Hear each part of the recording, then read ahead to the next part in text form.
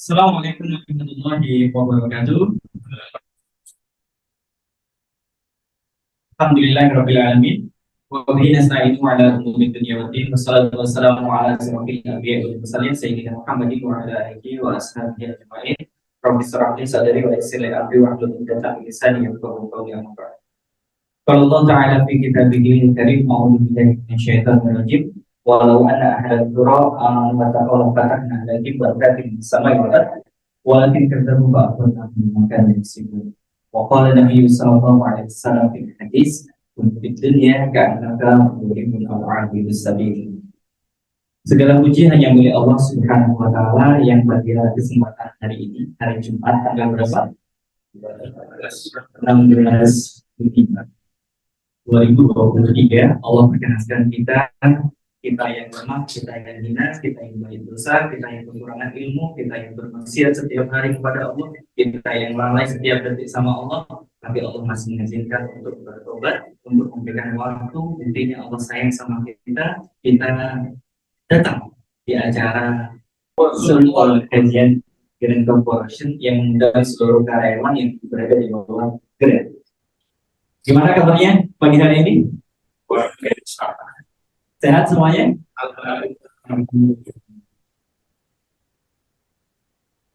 Owner kita menyampaikan kalau tadi malam sedang berjaga di rumah sakit karena anaknya sedang sakit bermalam dan alhamdulillah sudah pulang. Itu sebagai selingan dalam hidup. Kadang Allah memang ngasih sakit. Tujuannya apa? Agar kita bisa dihapuskan dosa-dosanya yang terjadi seluruh Allah. Ketika kita ikhlas dengan sakitnya, ketika kita sabar dengan ikhtiar. Ya. Makanya semua roda kehidupan itu pasti akan dijalani oleh manusia. Ya, kadang sedih, ya, kadang senang. Betul? Bagaimana caranya kita prosesnya untuk tidak sedih berlebihan dan tidak senang berlebihan agar tidak lupa diri? Nanti akan kita bahas. Ya, judulnya materi kita ini adalah buah arus spirit tanpa batas. Bagaimana caranya kita bisa menjadi pribadi yang lebih baik ke depan. Siap menerima materi ini? Siap. Siap. Baik. Tapi saya mau ngecek konsentrasi. Boleh? Boleh. Ikuti kata-kata saya ya. Angkat tangan kanannya. Angkat tangan kanannya. Digerakkan. Ikuti kata-kata saya. Bagian dagunya. Bagian dagunya. Bagian dagunya. Bagian dagunya. Dan dagunya karyawan Grand Corporation pindah. Iya kan? Di mana posisi dagunya? Di sini. Loh, saya ngapain tadi? Saya bilang ikuti kata-kata saya. Saya nggak ikut gerakan saya sebenarnya. Karena saya sudah menyampaikan berkali-kali. Ikuti kata-kata saya. Bagaimana dagunya? Wah, ya, luar biasa. Berikan aplaus buat kita. Baik. Materi ini akan saya coba kemas dengan sesuatu yang berbeda karena saya sudah ngedit selesai kurang lebih jam setengah 2 malam.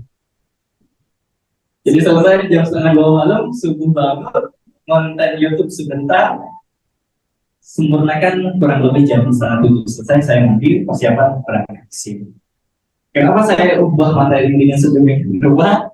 Karena saya yakin, ya teman-teman butuh sesuatu yang baru. Nah, ini makanya saya transfer menjadi sesuatu yang lebih spesial. Fokus mudah-mudahan sampai 8:45 kita bisa mendapatkan ilmunya. Baik, teman sekalian. Kalau seandainya saya tanya, aktivitas ini biasanya ada di kota besar atau kota kecil? Kota besar ya, betul. Pernah mengalami kondisi macet yang sulit? Sering. Di Jember ada? Emang pada acara apa di Jember kalau acara ini? Wow, sih ya. Demo, apa lagi? Itu udah oke. Berarti hanya seputaran jalan Kalimantan yang padat ya. Betul. Apa kondisi macetnya walaupun skalanya tidak sebesar ini? Kalau boleh tanya teman-teman sekalian, macet itu kalau kita pas berada di tengah kemacetan, enak apa enggak? 10 menit aja. Ya, ada yang ngerasa enjoy, ya, ada yang ngerasa gak enak banget ya, macet itu. Saya yakin se-enjoy-enjoynya Anda di tengah kemacetan pasti ada yang enak. Betul nggak kira-kira? Perbesar volumenya sedikit, betul ya? Seenak-enaknya di macet pasti ada kondisi kadang nggak enak, ya kadang nggak enak. Tapi pertanyaan saya adalah kenapa orang-orang itu masih tidak kapok berada di jalan itu? Udah tahu macet, oh besok. Kalau sekarang macet besok, macet lagi. Tapi kenapa mereka masih bertahan di situ? Banyak emang dia macet ini. Banyak temannya, wah luar biasa ya. Jawabannya tidak terduga ya. Luar biasa. Ya kan macet ya. Terpaksa, bisa jadi. Gak ada jalan lain bisa. Memang itu jalan satu-satunya. Saya pernah waktu itu berkunjung ke Sumatera Utara, ya, ke wilayah Labuan Batu Utara. Saya dijemput diantar oleh panitia jam pada Isya sampai di lokasi itu dini hari, ya. Karena besoknya ngisi jam 8 pagi, ngisi tentang matematika, kebetulan guru matematika, ngisi pelatihan seminar matematika. Jam setengah 2 itu masih berada di tengah jalan, di hutan lagi. Jalannya nggak karuan, ya. Kalau seandainya kemarin ada yang viral-viral di mana lampu ya itu kalah masih, ya sampai mobilnya itu oleng, hampir goleng dan sebagainya. Jam setengah 2-an atau jam 2-an banyak mobil yang harus nunggu menyiasati gimana jalannya ini bisa dilalui. Antri ya luar biasa. Ya, jalannya luar biasa. Itu nggak macet, tapi terkendala jalan. Kalau ini macet, sama-sama nggak enak. Tapi apa yang harus kita lakukan? Ya tetap jalan. Kalau nggak mau, gimana caranya biar nggak macet? Berangkat lebih pagi. Ternyata orang-orang yang lain juga berpikiran yang sama. Pagi, akhirnya sama aja macet juga. Kalau kita lihat kondisi seperti ini teman-teman sekalian, itu menunjukkan bahwa ternyata aktivitas orang-orang yang berada di jalan ini adalah orang yang beraktivitas setiap hari lewat jalan ini. Kepentingannya apa kira-kira? Kerja, apa lagi? Antar-antar sekolah, apa lagi? Apa? Jalan. Jawaban kita. Jadi harus saya sesuaikan berarti ya. Diundi dengan siapa? Ya bisa jadi ya. Nah, tapi pasti ada dorongan yang mengantarkan kenapa kok saya harus bertahan di jalan ini. Kira-kira bisa terurai setengah jam? Belum tentu. Belum tentu. Ya. Kemudian kalau kita lihat aktivitas yang lain, siapa ini? Seorang ibu. Di sampingnya siapa? Mungkin ada ungkapan yang benar sekali. Kalau satu ibu bisa merawat 4 anak, betul nggak? Tapi kalau dibalik 4 anak belum tentu mau merawat satu ibu, betul nggak? Betul nggak? Ada buktinya kayak gini. Ada di Indonesia ada, di Surabaya ada, di Jember ada, Sumber ada. Pada jalur ini belum ada. Belum viral. Kapan hari saya lihat sekali di sosial media, di Facebook, ya, ada seorang anak perempuan, remaja perempuan, ya, itu tega moto atau mendokumentasinya ibunya yang sedang sakit, kemudian dipromosikan di Facebook. Ibu sakit-sakitan, siapa yang mau merawat? Ikhlas 10.000. 10 apa? Di foto ibunya yang sedang tidur sakit, diupload di Facebook, kemudian dikasih komentar. Silakan yang mau merawat ibu sakit-sakitan, saya jual dengan harga 10.000. Kira-kira anak seperti itu tidak? Termasuk kategori durhaka atau durhaka? Kalau ya iya lagi Tapi kalau kita melihat perjuangan seorang ibu itu bisa fleksibel, melakukan banyak hal sekali.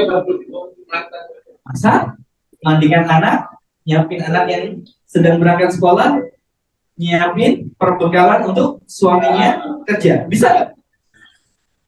Kalau sekarang ya. Saya sudah buktikan. Walaupun sebagian ayah bisa melakukannya, tapi tidak semua ayah seperti itu. Tapi kalau kebanyakan ibu bisa seperti itu. Ada faktanya? Ada buktinya? Tapi pertanyaan saya selalu tanya di sini, Pak, kenapa kok bisa ibu bisa seperti itu, sekuat itu dibandingkan ayah? Pasti ada dorongan. Kenapa kok dia bisa melakukan seperti itu? Kerja sambil mengurus anak, kerja sambil masak, dan lain sebagainya. Ini keistimewaan perempuan, ibu. Maka ketika ibu melakukan seperti ini, saya yakin ada dorongan yang mengantarkan dia bisa seperti itu. Ya. Next, boleh dibantu? Next.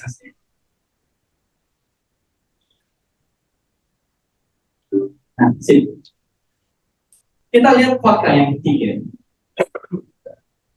Kondisi kereta seperti ini masih ada di Jakarta yang berdesak-desakan? KRL? Oh ya. Ada. Kalau kereta yang melintasi Jember, kereta ekonomi, sudah nggak ada kan pemandangan seperti ini ya? Tapi kalau di Jakarta masih ada? Masih, orang rebutan. Di Jepang? Ada. Ada. Walaupun di sana ada Shinkansen, ya, kereta cepat, tapi tetap aktivitas seperti ini ada. Pertanyaan saya yang ketiga adalah pertanyaan yang sama. Kenapa mereka rela berdesak-desakan? Padahal masih ada alternatif. Ustaz, kebutuhan Ustaz. Kalau naik kereta itu hemat. Ya. Apalagi naik Pandanwangi Ustaz. Jember Banyuwangi Ustaz, 8.000 ya. Tanpa tiket, tanpa tempat duduk, lanjut jalan Ustaz. Gak apa-apa ya. Duduk di sela-sela ya, gerbong antara satu gerbong dengan gerbong yang lain di depan kamar mandi. Kok tahu Ustaz pengalamannya gitu? Ya pengalamannya memang gitu. Ya. Ada strong way, ada alasan yang kuat. Ya, yang dilakukan oleh mereka. Next, masuk. Pertanyaan saya selanjutnya yang keempat. Beresikokah orang yang bekerja di atas ketinggian seperti gambar berikut? Apa resikonya? Yang pertama, kalau jatuh dia patah tulang, kalau enggak meninggal. Tapi pertanyaan saya, kenapa memilih kerjaan seperti itu padahal ada yang lebih rendah ketinggian? Gajinya besar, resikonya besar. Ya. Itu pilihan. Saya yakin mereka terdorong dengan sesuatu untuk melakukan hal yang demikian. Next. Fenomena yang selanjutnya, strong line. Apa itu strong line? Alasan yang kuat kenapa kok pemuda ini bisa melakukan perbuatan yang belum tentu bisa dilakukan oleh orang lain. Apa itu? Menggendong ibu. Ada yang masih punya ibu di sini kan? Kan? Ada yang ibunya sudah meninggal kan? Baik. Ketika kita disajikan dengan fenomena seperti ini adalah ilustrasi dari kisah Uwais al-Qarni, pemuda Yaman yang dijanjikan oleh Rasulullah SAW. Doanya itu dikabulkan. Makanya ketika Rasulullah SAW itu berpesan kepada Umar bin Khattab dan Ali bin Abi Thalib, jika nanti semasa kalian memimpin, maka temuilah pemuda dari Yaman bernama Uwais al-Qarni dengan ciri-ciri sebagai berikut. Ketika Anda ketemu, mintalah doa. Karena doa dari Uwais al-Qarni ini tidak pernah tertolak dalam Allah.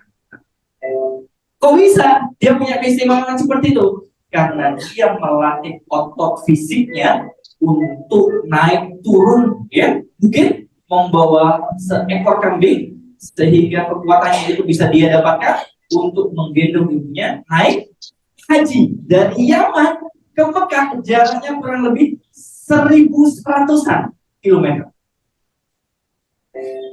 Kalau dibayangkan dari Jember ke mana gitu? Banyak Pulau Jawa. 1.100-an. Jakarta kurang lebih. Luar biasa. Bayangkan, gendong Jember start sampai terminal sudah kau. Tapi karena Uwais al-Qarni punya dorongan yang kuat, dia berikhtiar dengan maksimal, Allah izinkan sehingga dia bisa sukses membawa ibunya naik pada waktu itu. Maka ketika Anda masih punya ibu, jangan pelit-pelit untuk menghubungi ibu Anda. Karena tidak ada kesuksesan tanpa ada ridho dari lisan orang tua kita, terutama ibu kita. Maka jangan berpikir Anda itu bisa sukses dengan semua yang kita miliki sekarang, itu tanpa peran ibu. Karena bisa jadi ibu itu mendoakan dikala kita tidak tahu sekali. Maka balaslah permohonan itu. Telepon sekali-kali kalau jauh. Kalau dekat kunjungi. Kalau jauh telepon. Ya. Berikan perhatian. Ya. Itu adalah sebuah strong mind. Alasan yang kuat kenapa Mas Alquran ini bisa melakukan yang demikian. Semua itu dari fakta-fakta tadi yang saya tampilkan itu berjalan secara alami. Satu demi satu profesi dilakukan. Dan yang saya namakan kekuatan yang bisa mendorong mereka adalah Allah. Pasti. Dan teman-teman datang ke sini juga ada dorongan. Apa dorongan? Teman-teman datang ke sini jam 7 berangkat ke sini, ada acara kajian soul power. Saya yakin ada dorongan. Dorongannya apa kira? Ilmu yang barokah. Itu yang nampak. Bisa jadi kan? Ada yang terpaksa. Ada?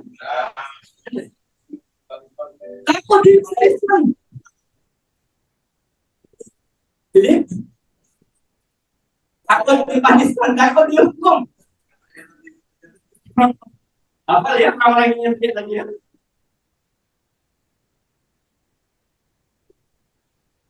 Artinya gini teman-teman sekalian.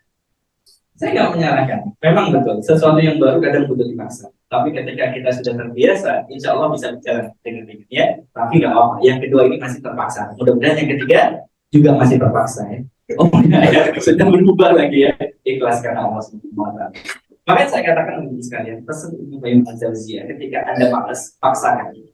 Karena Allah bisa memberikan sesuatu yang ajaib, yang berkaitan dengan rahmatnya dalam suatu aktivitas yang kita paksakan itu.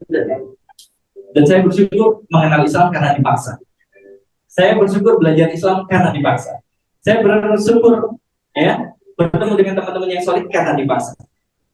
Semua berawal dari paksaan. Gak ada orang ceritanya beribadah itu langsung ikhlas, pasti terpaksa. Itu begitu.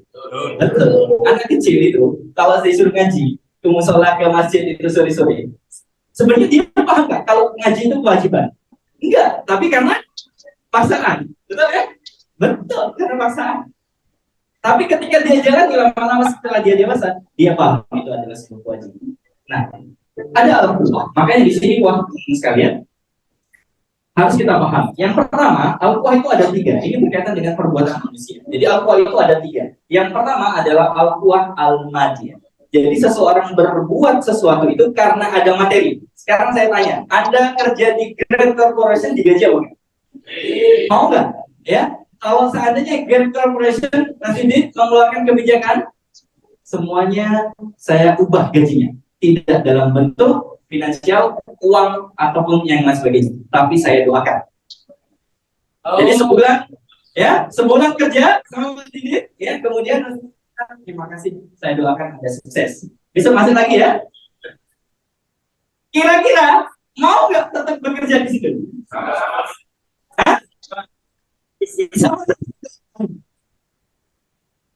Sama-sama banget berarti.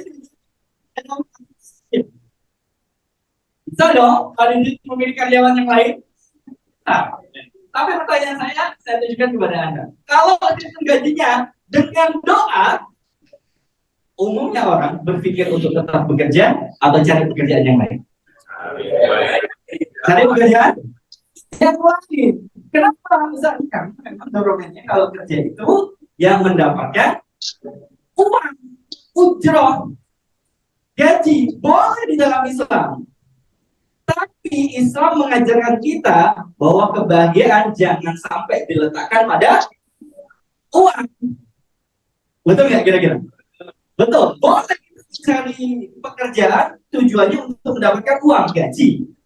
Tapi jangan meletakkan kebahagiaan itu terletak pada uang. Al-quwah al-madiyah ini adalah sebuah dorongan yang paling lemah. Sehingga orang itu bisa berbuat benar, bisa berbuat salah. Karena dorongannya hanya untuk mendapatkan. Emang ada Ustaz? Sekarang kita cek ya. Next, Mas. Ya. Kita cek kelemahan dari dorongan al-quwah al-madiyah. Kita baca bersama-sama. Diikuti dari Tribun Kaltim, mengejutkan sekali. Pengakuan seorang siswi di Sebati rela jual diri ke kontraktor. Demi uang berapa? 500. Tujuannya dibuat apa? 500.000 itu kalau dibayar kos-kosan bisa ya Mas ya? Bisa. Kalau dipakai makan 1 bulan? Kurang. Ada yang cukup, ada yang kurang. Tapi ini di wilayah yang salah. Kenapa? Karena dorongannya itu materi, tapi pelaksanaannya semua yang dilakukan. Yang penting dapat uang. Makanya saya katakan, kalau hidup hanya terdorong untuk mencari uang, mencari materi, maka bisa jadi orang itu terjatuh pada lubang kegelapan. Sehingga aktivitas seperti ini banyak dijumpai. Kemungkinan di Jember ada nggak? Kau tahu? Kau tahu?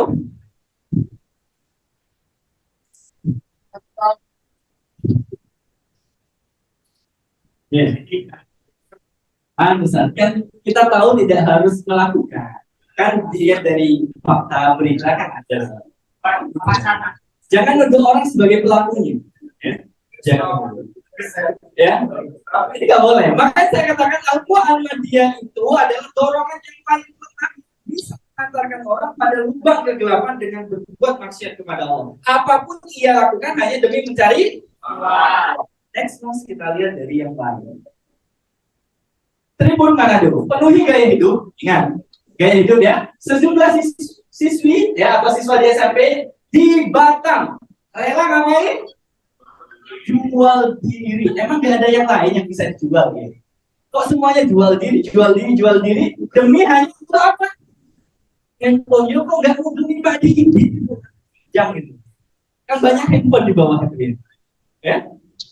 Dan mereka melakukannya juga tidak hanya handphone beserta datanya. Oke, next ya. Kita lihat di Faktual News ya, ternyata gaya hidup mewah itu menyebabkan ibu muda ya, berarti sudah berkeluarga, betul. Jual diri ke pria hidung loreng ya.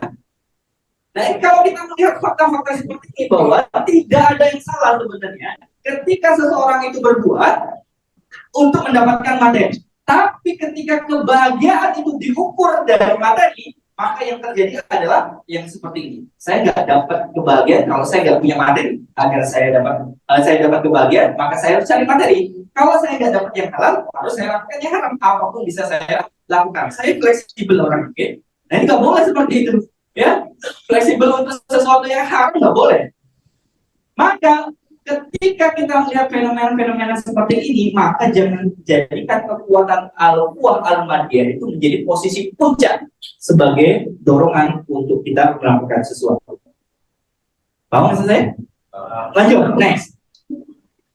Kemudian yang kedua, next, ya, adalah al-quwah al-maknawiyah. Jadi dorongan yang kedua adalah al-quwah al-maknawiyah. Apa itu al-maknawiyah? Next, Mas. Ya, ditampilkan tulisannya. Al-quwah al-maknawiyah ini adalah kekuatan atau dorongan yang mendorong seseorang itu berbuat tapi tidak berdasarkan materi. Bukan karena uang, bukan karena yang lain, atau benda, tapi non materi seperti kasih sayang atau tahu tolong-menolong. Jadi maknawiyah ini ya adalah non materi, dorongan non materi. Dan ini dorongan yang lebih stabil dibandingkan dorongan yang pertama. Karena kalau yang pertama masih bisa terjerumus ke dalam lubang kegelapan. Kalau yang kedua ini, al-quwa al-ma'nawiyah ini, dorongannya selain materi. Kita coba cek video ini. Ya. Kita coba ilustrasinya digambarkan di video ini.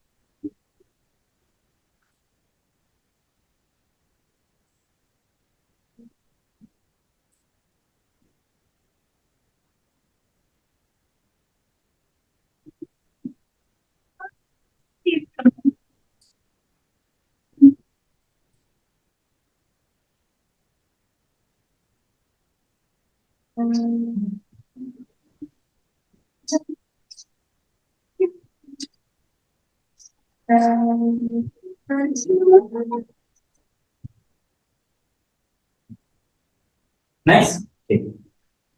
Ini adalah salah satu implementasi teman-teman sekalian. Ya, mungkin kalau seandainya kita lihat raut wajah seorang ayah ya, yang dengan usia seperti itu, ya, ingat orang tua kita kadang ya, betul ya? Betul. Bisa jadi teman-teman sekalian ada orang tua yang punya kekuatan maknawiyah yang mencari kebahagiaan itu demi anaknya, ya dengan cara yang halal. Karena apa? Dorongan kasih sayang, kasihan, ngampung kepada temannya yang punya laptop, dia belum punya laptop, akhirnya dia usahakan dengan cara yang halal. Tujuannya apa? Biar anaknya tidak pinjam-pinjam lagi. Ya. Ini yang luar biasa teman sekalian. Al-quwa al-ma'nawiyah ini tingkatannya lebih tinggi dibandingkan al-quwa al-madiyah. Ya, karena dia lebih stabil, ya, lebih stabil dan dia lebih bijak dalam melakukannya. Kemudian yang ketiga adalah al-quwa ar-ruhiyah. Dorongan ruhiyah. Apa itu dorongan ruhiyah? Yaitu kekuatan yang mendorong manusia untuk berbuat tidak ada yang lain karena dia merasa muraqabah, diawasi oleh Allah. Sehingga dia kalau seandainya ada perintah dari Allah dia lakukan karena Allah melihat. Ketika ada larangan dalam perbuatan itu dia tinggalkan. Allah melihat. Jadi al-quwa ar-ruhiyah ini berada di dua tingkat di atasnya al-madiyah dan maknawiyah. Seperti apa implementasinya, guys? Ya. Nah ini saya gambarkan teman sekalian ya. Perang ini terjadi ya di wilayah Syam. Pasukan kaum muslimin waktu itu berjumlah kurang lebih 26.000 orang menghadapi pasukan Romawi yang berjumlah kurang lebih 240.000. Akhirnya bantuan didatangkan, ya, didatangkan sejumlah 10.000 untuk menuju ke Syam, sehingga bergabung dengan yang 26.000 menjadi 36.000. Bertambahnya 10.000 mengalahkan jumlahnya Romawi atau belum? Belum. Itu ditambah 10.000 jumlahnya ternyata belum. Berapa banding berapa kira-kira pasukan Muslim dengan Romawi? Kurang lebih 1 banding 4. 1 banding 6. Kalau kita lipatkan 40.000, berarti kan 1 banding 6. Dikasih 1 banding 6. Bayangkan, 1 orang banding 6. Dan ternyata ada aksi heroik di dalam kisah perang yang ini. Ketika 26.000 orang yang sudah ada di Syam itu dipimpin oleh seorang sahabat, Abu Ubaidah bin Jarrah, 10.000 pasukan ini dibawa oleh Khalid bin Walid untuk menuju ke Syam. Dan kalau jalan kaki lewat jalan yang normal itu kurang lebih butuh 1 bulan jalan kaki. Berapa lama? 1 bulan jalan kaki. Jadi hanya untuk mengirim bantuan butuh waktu 1 bulan atau 30 hari. Kemudian Khalid bin Walid memutus atau menyuruh cari pemandu jalan yang bisa memberikan kita pandangan. Apakah kita memang harus lewat jalan yang biasa atau ada jalan lain? Ternyata ada yang namanya Rafiq waktu itu. Dia menjelaskan, wahai Khalid bin Walid, saya pernah melewati sebuah jalan pintas dari tempat kita menuju Syam. Normal kita jalan 1 bulan 30 hari. Kalau lewat jalan itu 15 hari saja. Tapi ada risiko. Ketika Anda berani membawa pasukan sebanyak 10.000 orang itu, kemungkinan akan mati di tengah jalan. Karena tidak ada sumber mata air selama berada di sana. Yang ada hanya sebuah pohon. Jadi kalau seandainya Anda mengambil risiko, maka 10.000 pasukan itu kemungkinan sebagian besarnya akan mati di tengah jalan. Tapi kalau Anda memilih jalan utama, Anda akan mendapati 1 bulan perjalanan. Pilih yang mana? Baik, saya pilih yang 15 hari. Pilih berapa? 15 hari. Gimana caranya disiasati? Ternyata unta-untanya itu dibuat lapar.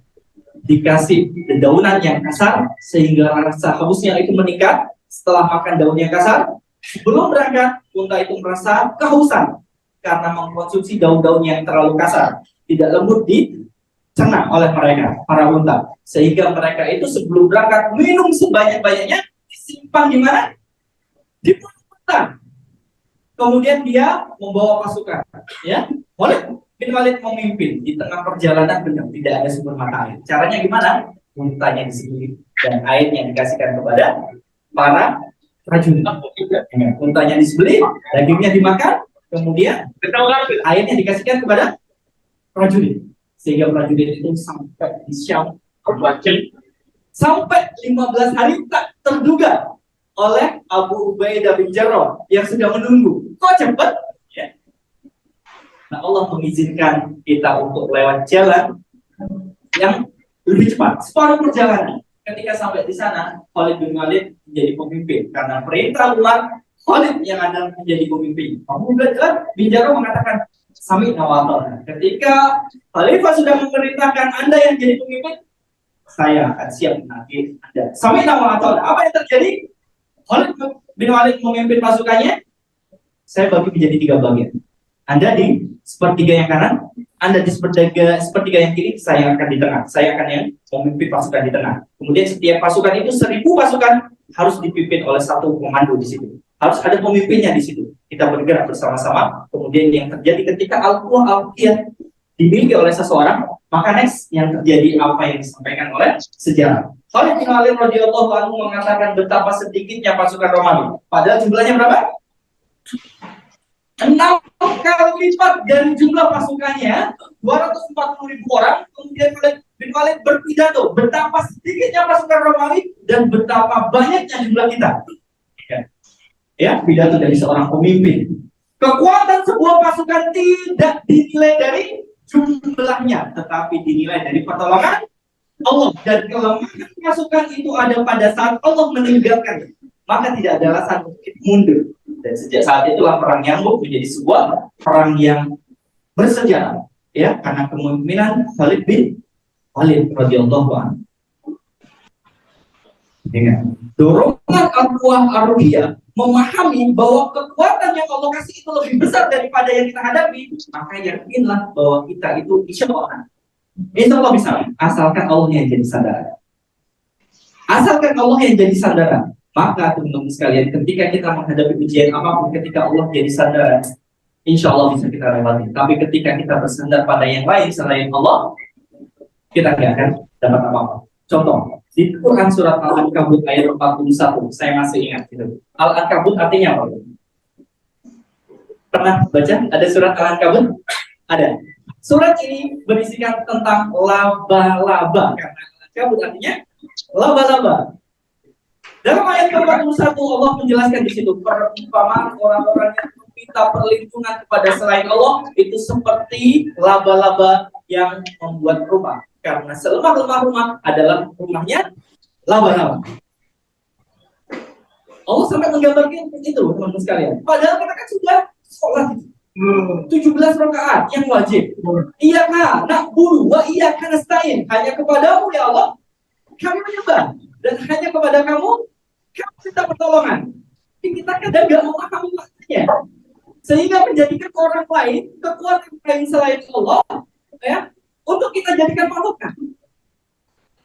Terakhir, sebuah peristiwa yang sangat mencengangkan, teman-teman sekalian. Penghina Nabi SAW dengan membuat karikatur. Ya, kalau nggak salah dari Swedia. Ya, kemana-mana dia didampingi oleh siapa? Oleh bodyguard. Ya, tugas keamanan. Mau keluar didampingi, mau di dalam rumah ada yang jaga. Suatu ketika dia keluar naik mobil dijaga oleh petugas keamanan, bodyguardnya, terjadilah sebuah musibah yang besar bagi mereka. Apa itu? Kecelakaan. Siapa yang meninggal?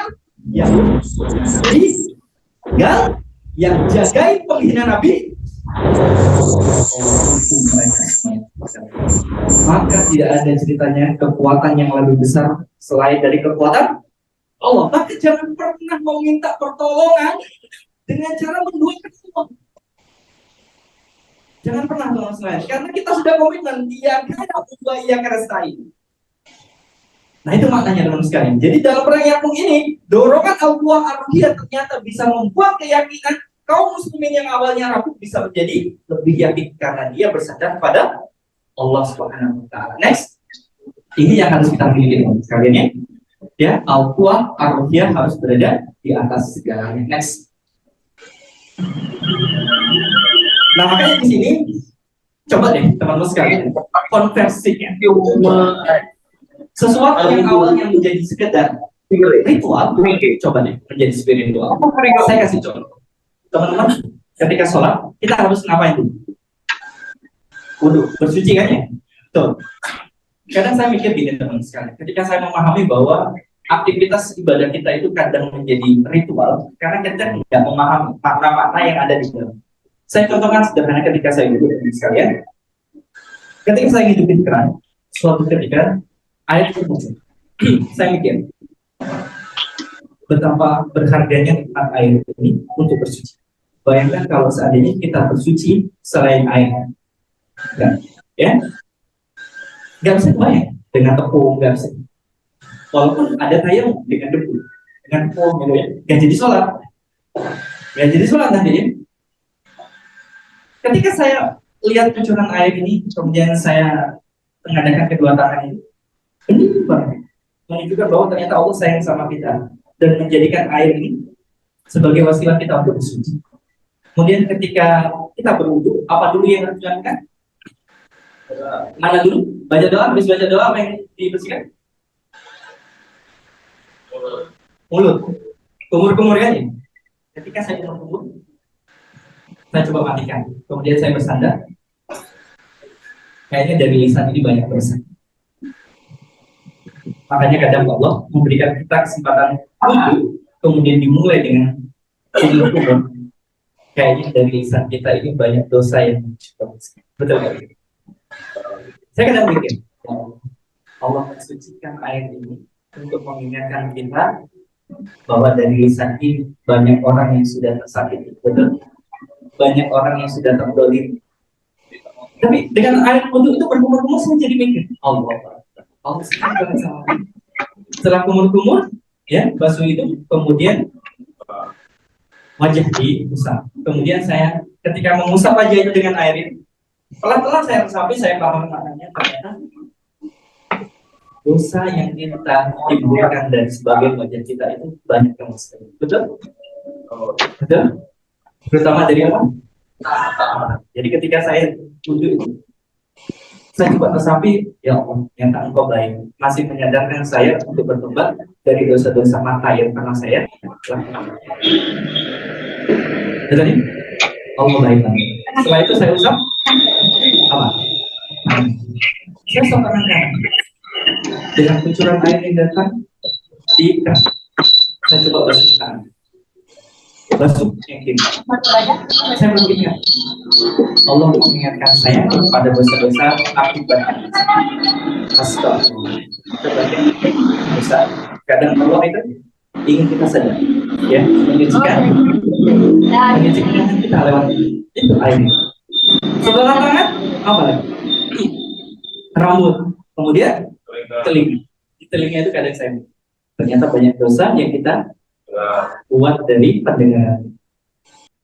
Semuanya bisa dari kecil ini, dari yang sederhana itu. Yang awalnya itu hanya basuh lumur, kemudian basuh hidung, ya, basuh muka, cuci tangan, lain sebagainya, selesai. Ketika kita bisa merasapi dan memahami makna itu, saya bisa memahami bahwa Allah punya maksud. Ya, kemudian yang terakhir adalah kaki. Ketika saya membersihkan kaki, saya juga mengingat, ya Allah, ternyata banyak tempat-tempat dosa, tempat-tempat maksiat yang saya kunjungi melalui kedua. Sejak saat itulah saya sadar bahwa Allah itu sangat hebat dan sangat baik, masih memberikan kesempatan menggunakan wasilah air untuk kita mikir. Baik, itu makna dari konversi antara ritual menjadi spiritual. Makanya teman-teman coba praktekkan. Kalau Anda melakukan sebuah ibadah itu karena cinta, karena pemahaman kepada Allah Subhanahu wa taala, efeknya luar biasa. Itu wudhu. Berarti lama berarti di tempat wudhu, ya lama. Kalau Anda bisa menjelaskan air mata karena wudhu, maka saya yakin sholat Anda juga akan. Kenapa saya sudah membuktikan? Itu wudhu, belum sholatnya. Wudhu itu, belum sholatnya. Apalagi kalau kita bisa memahami apa yang kita baca dan apa yang kita lakukan dalam sholat ini. Saya yakin tidak akan menjadi sekedar ritual saja sekali, tapi sudah bisa kita konversi bahwa ibadah itu juga akan bernilai spiritual. Kenapa? Karena kita melakukan aktivitas itu semata-mata karena diawasi oleh Allah Subhanahu wa taala. Inilah kekuatan ar-ruhiyah. Al-quwwah ar-ruhiyah. Next. Dan ternyata teman-teman sekalian, ada efek. Nah, ini ada efek yang harus kita lakukan, ya, dalam hidup ini jika kita ingin menjadi pribadi yang lebih baik, yang mendambakan surga dan berharap untuk tidak masuk neraka. Apa itu efeknya? Kita bahas satu persatu, ya. Next, Mas. Nomor 1. Orang yang sudah menginstal al-quwwah ar-ruhiyah di dalam dirinya, mutajasad, mengkristal masuk ke dalam hidup, ya, maka saya yakin dia akan terikat dengan, sehingga dia terdorong untuk melakukan aktivitas karena Allah Subhanahu wa taala. Sekarang saya tanya kepada majelis semuanya, aplikasi, ya, sosial media yang sering digunakan untuk chatting di HP Anda apa? WA atau what? Kalau misalkan ada orang yang minta untuk menguninstall WhatsApp selama 1 minggu, mau nggak kira-kira? Kenapa? Kan ada hal yang lain, ya? Mau nggak?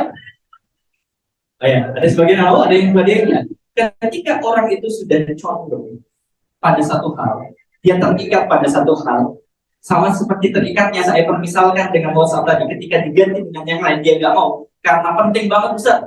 Penting banget itu menentukan kerja saya, hubungan saya dengan orang lain, karena orang lain juga menggunakan WhatsApp Ustaz. Sehingga kalau seandainya ada orang yang minta uninstall WhatsApp, saya belum siap Ustaz.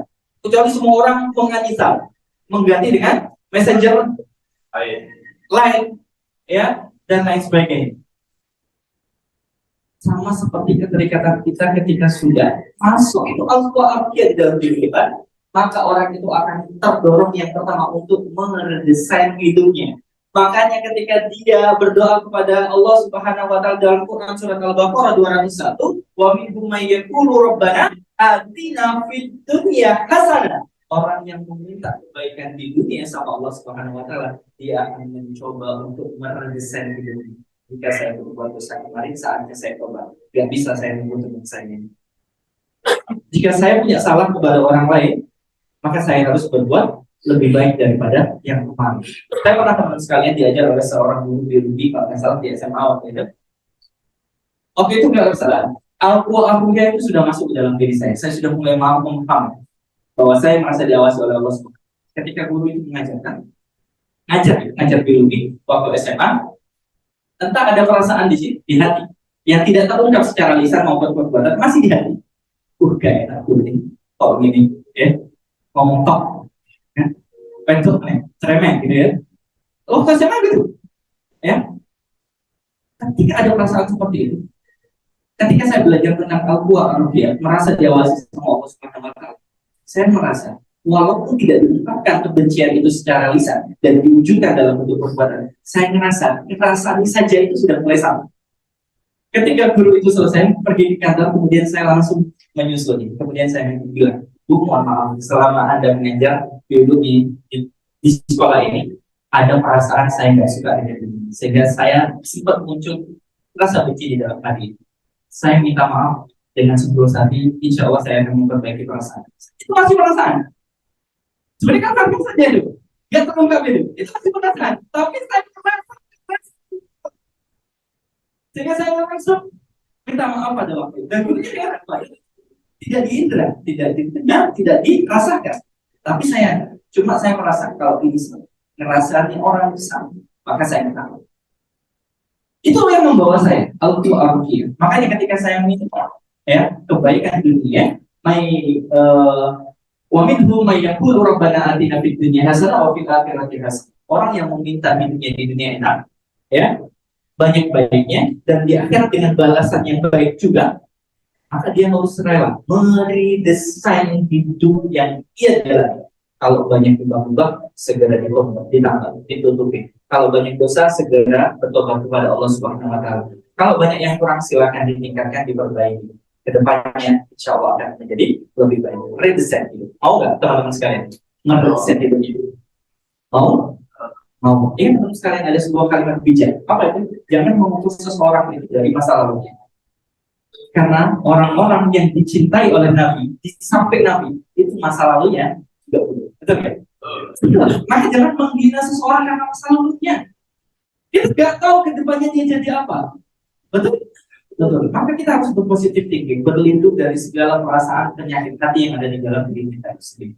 Yuk kita sama-sama redesain itu. Dengan cara apa? Install dulu Al-Qur'an. Yang lanjut, ya. Ada sebuah hadis Rasulullah SAW, ya. Inna kalan tadara syai'an lillahi azza wa jalla illa badala qadahu bihi ma huwa khairul lakum.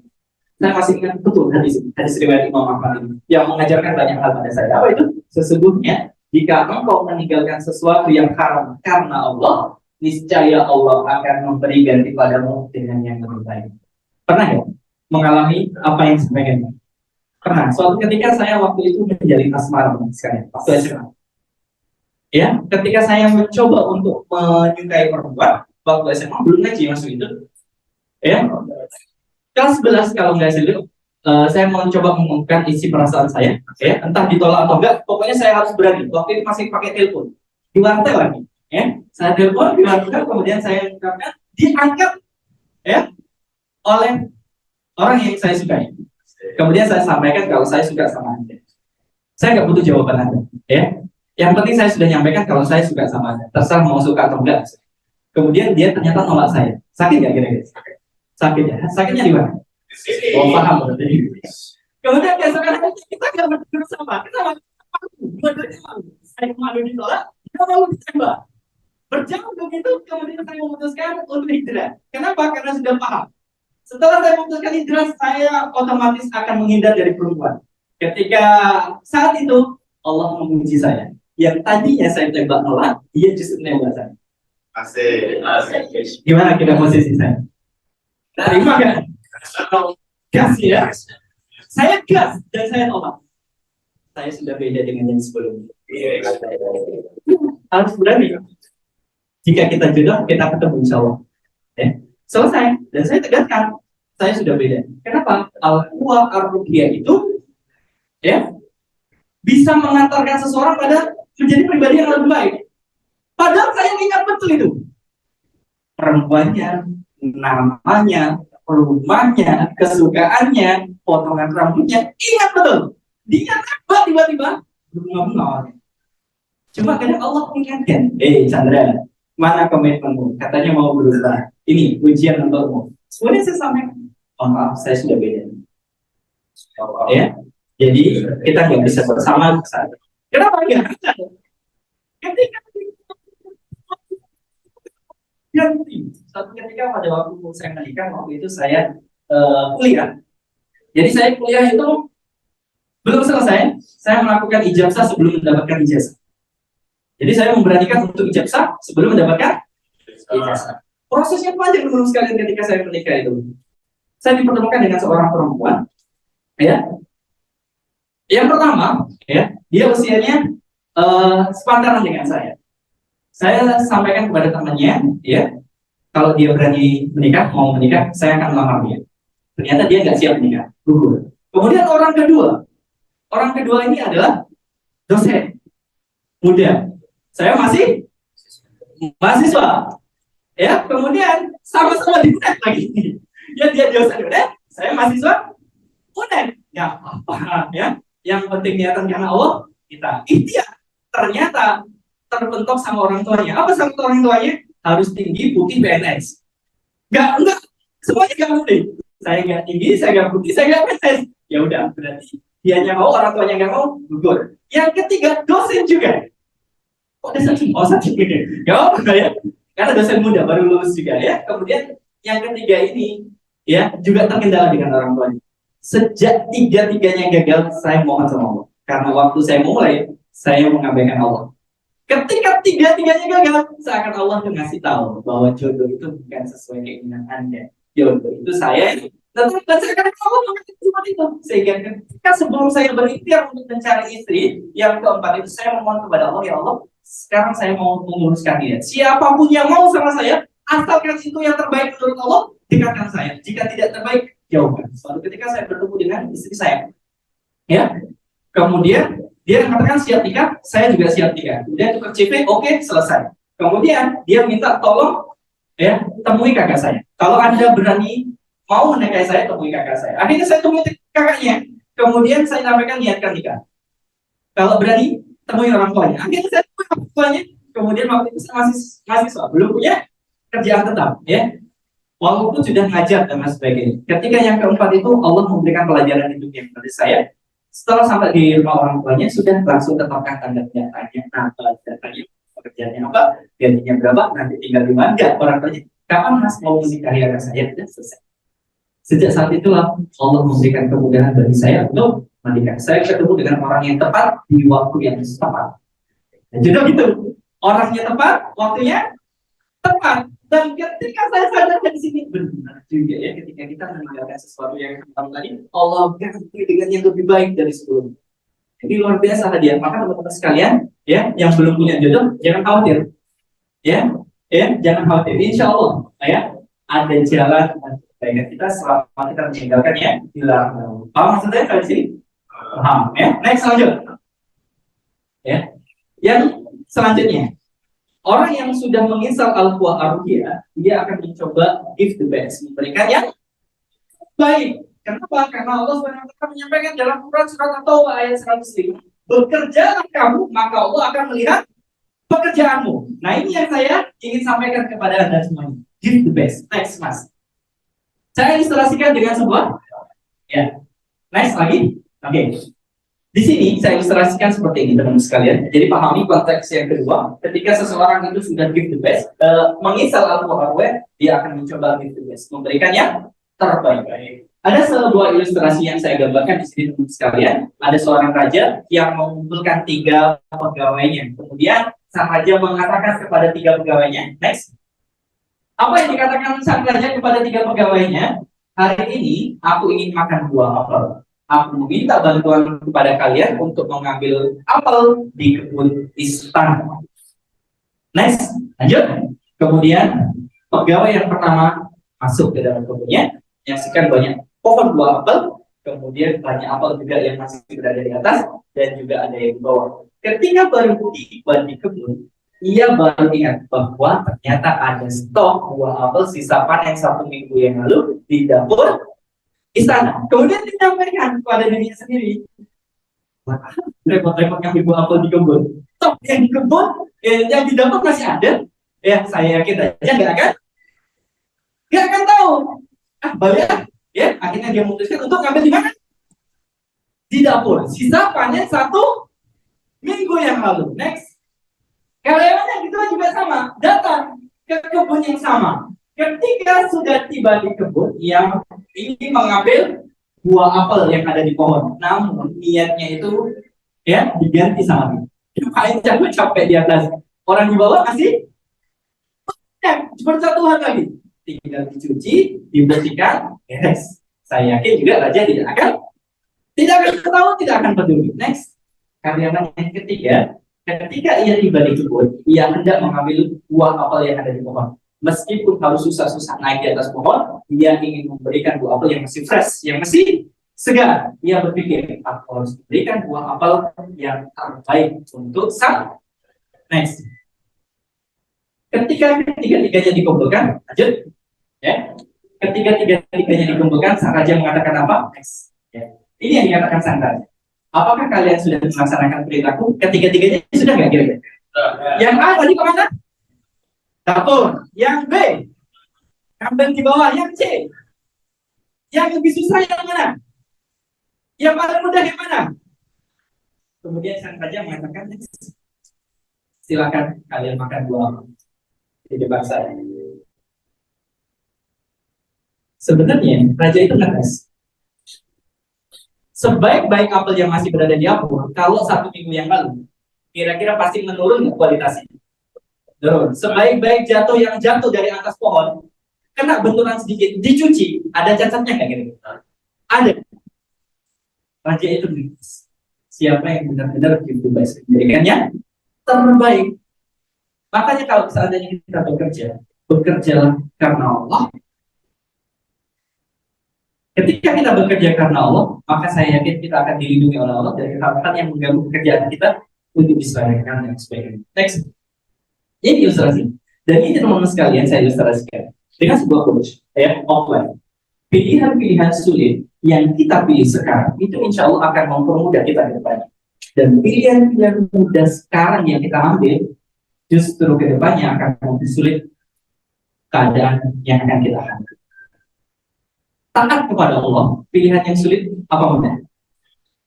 Taat kepada Allah, pilihan yang sulit atau mudah? Kalau mudah semua orang bisa.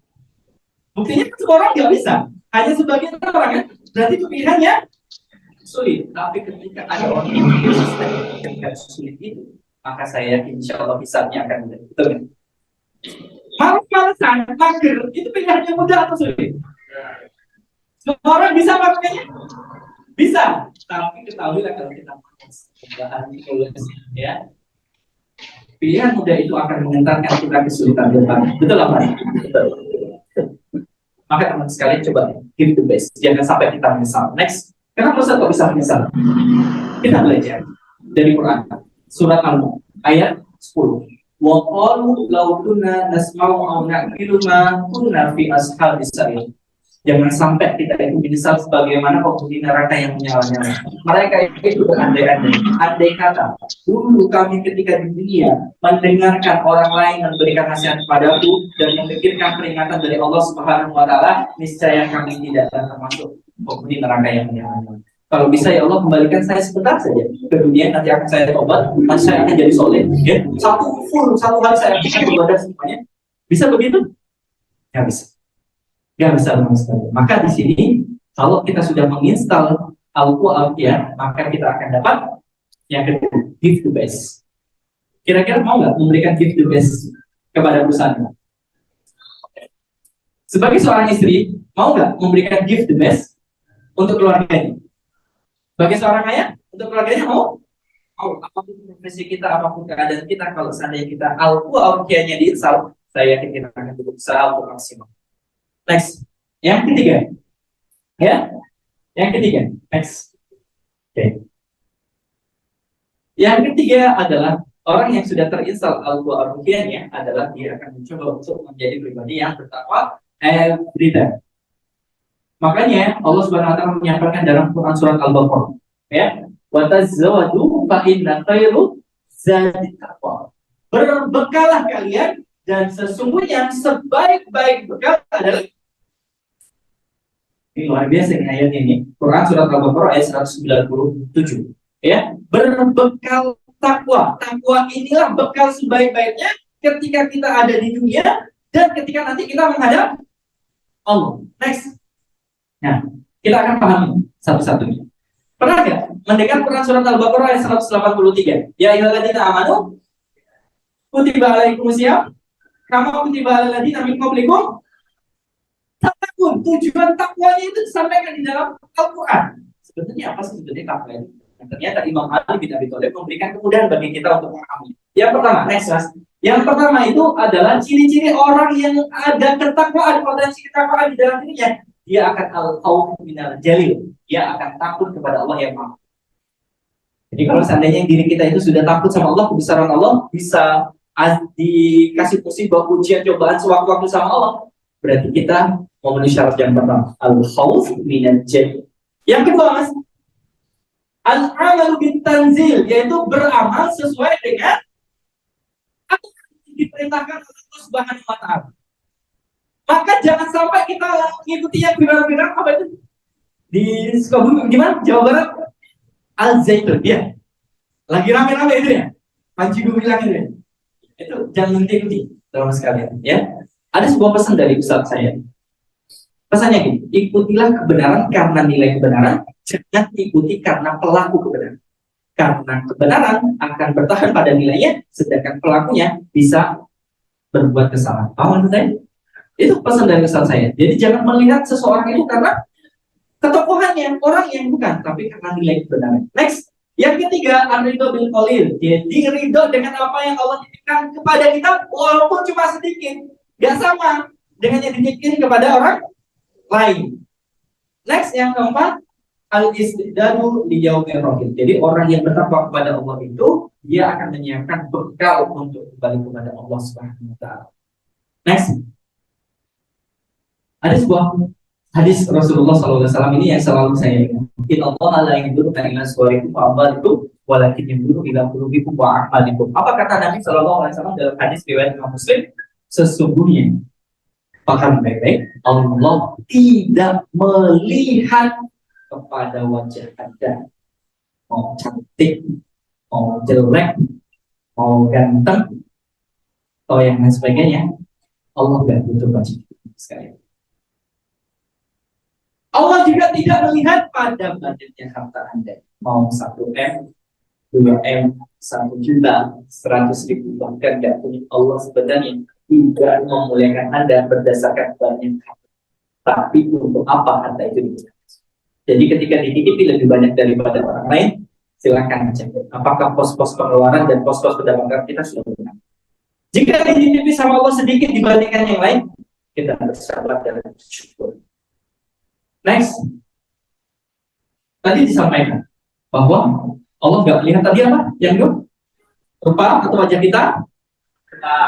Harta. Nggak mungkin Allah yang Korea, silakan masuk surga dulu. Sebelah kanan ya, nanti kita nggak adil kayak gitu. Nggak adil Allah seperti itu, betul? Karena nanti bangun di surga dan dihuni apa-apa. Betul. Terus yang elek ini anjing. Gak ada Allah itu. Dan Allah juga tidak melihat banyaknya.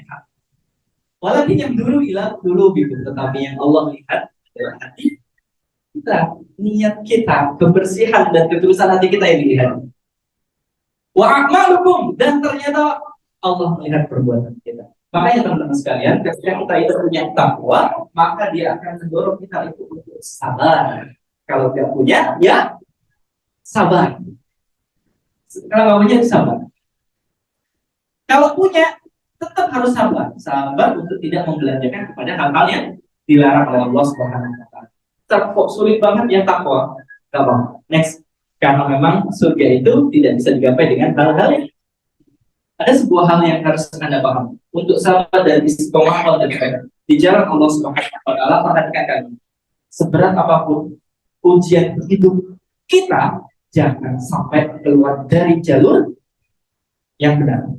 Karena jalur ini akan membawa kita pada titik yang kurang yang akan dicari oleh banyak. Maka ketika sudah memahami konsep kehidupan, Anda yakin dengan jalan ini, Allah itu ngasih dua jalan pilihan pada manusia, jalan yang baik dan jalan yang buruk. Dan pilihan kita ada di jalan buruk atau di jalan yang baik. Allah jalan mau pilih mana terserah, siapa tanggungan deh. Maka ketika Anda berada di jalan takwa, maka ingat, di jalan ini akan banyak ujian, akan ada banyak cobaan. Maka kesabaran yang harus lebih ditingkatkan. La yukallifullahu nafsan illa wus'aha. Allah telah memberikan ujian lebih dari kapasitas kemampuan seorang. Saya yakin Anda bisa. Dan yang selanjutnya, next.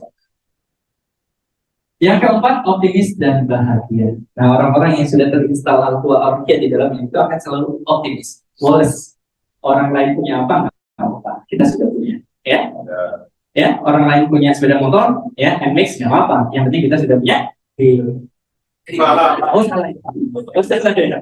Ya, sama aja. Sakit dinaik. Ya, sadar. Ya, sama-sama dititipi, toh nanti kembali. Tinggal digunakan apa. Jadi orang yang punya Al-Quran dia optimis dan bahagia. Allah berada di belakang kita. Next. Ya. Dan orang yang ingin bahagia itu harus memahami hakikat takwa, hakikat tawakal. Apa itu? Yaitu memasrahkan hati secara totalitas kepada Allah Subhanahu wa taala untuk kemaslahatan yang ingin dia capai di dunia maupun akhirat. Ya, jadi kalau seandainya ingin bahagia harus tawakal. Pernah ya? Ada yang masuk ke kampus ujian, setelah tes sudah ikhtiar belajar kemana-mana nggak keterima, ada nggak kayak gitu? Kemudian dia nangis-nangis, ada yang nggak keterima masuk ke perguruan tinggi negeri, nangis-nangis itu seakan-akan kiamat gitu dia. Ya, ini berarti kurang tawakal. Maka kita memahami konsep tawakal harus dengan benar. Ya, kurang sedikit lagi. Tawakal itu teman-teman sekalian jangan diletakkan selesai perbuatan, jangan diletakkan setelah Anda berikhtiar maksimal baru tawakal. Saya serahkan semuanya pada Allah. Salah. Tawakal itu letaknya di awal. Faidah azamta wa tawakkal 'ala Allah. Ketika Anda sudah mulai niat, disitulah Anda mulai bersandar. Jangan hanya mengandalkan saya ikhtiar. Ya, belajar kemana-mana. Saya akan ujian. Setelah ujian, saya katakan semua saya serahkan sama Allah. Salah, karena bisa kecewa. Tapi kalau tadi diletakkan sama Allah, saya hanya untuk menjalankan kehidupan ini. Wasilah. Kalau saya tidak diterima di sini, berarti Allah mengizinkan saya diterima di tempat yang lain. Berarti tempat itu bukan tempat yang terbaik untuk saya. Menurut Allah Subhanahu wa taala. Makanya teman-teman harus memahami bahwa tawakal itu jangan diletakkan setelah proses ikhtiar yang betul. Faidah azamta fatawakkal 'ala Allah. Kalau sudah punya niatan yang bulat untuk melakukan sesuatu, sandarkan pada Allah sebelum berbuat. Setelah itu baru. Ini beda kekuatannya. Jadi dia akan, yang penting saya ikhtiar. Kalau memang jodoh, ya akan ketemu. Kalau nggak jodoh, ya udah. Ya Allah yang menentukan. Ini yang harus kita pahami ya, teman sekalian. Next. Dan yang terakhir, ya, orang yang punya al-quwa itu akan selalu bersyukur kepada Allah Subhanahu wa taala. La in syakartum la azidan nakum wa la in kafartum inna adzabi lasyadid. Gimana maksudnya bersyukur? Next. Kita coba belajar dari video. Play. Di play aja. Oke. Dibesarkan volumenya, kita lihat sebelum diakhiri. Ini Yang Pak semua orang Lekan ya? Jadi kalau 3 coba lihat penjualnya, ya.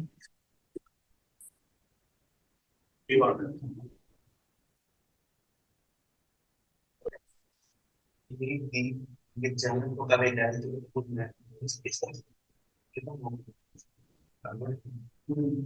mau lagi sekali ada beberapa penjual keliling gitu kasih kebetulan pakai sepeda. Nah kali ini edisinya adalah sosial eksperimen guys.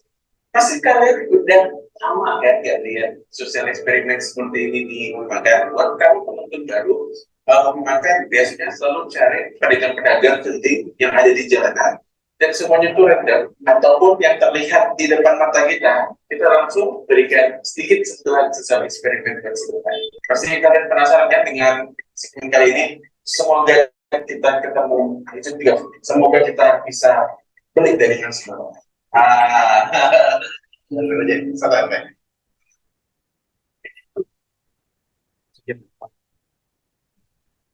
Pak beli Pak di situ ya. Oke. Sini Pak. Wih, kayaknya jadul sekali ya jualannya. Pak, kalian saya mau liput ya jualan kayak gini ya. Boleh. Siap. Boleh. Bismillah ya. Coba perhatikan kombinasi ini.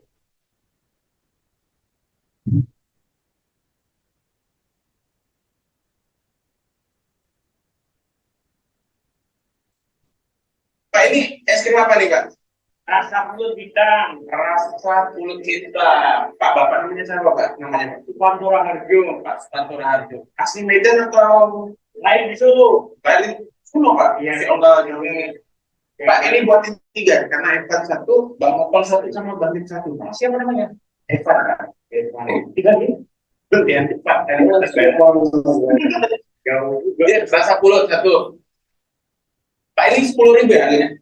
3.000. 5.000. Saya mau beli 1 es krim Bapak 500.000 1. Oh, mudah-mudahan Allah berkah dunia akhirat. Amin. Tapi boleh ya Pak saya beli 1 es krim Bapak 500.000?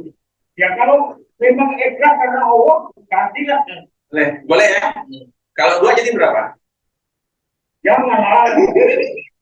Kalau 2 jadi berapa Pak? Masih ada orang yang baik gitu Allah. Ya Pak, semua orang bayar Pak. Pak ini kan 2, jadi 500.000 jadi berapa? Ya 1 juta. Nah, beli 1 lagi Pak. Oh.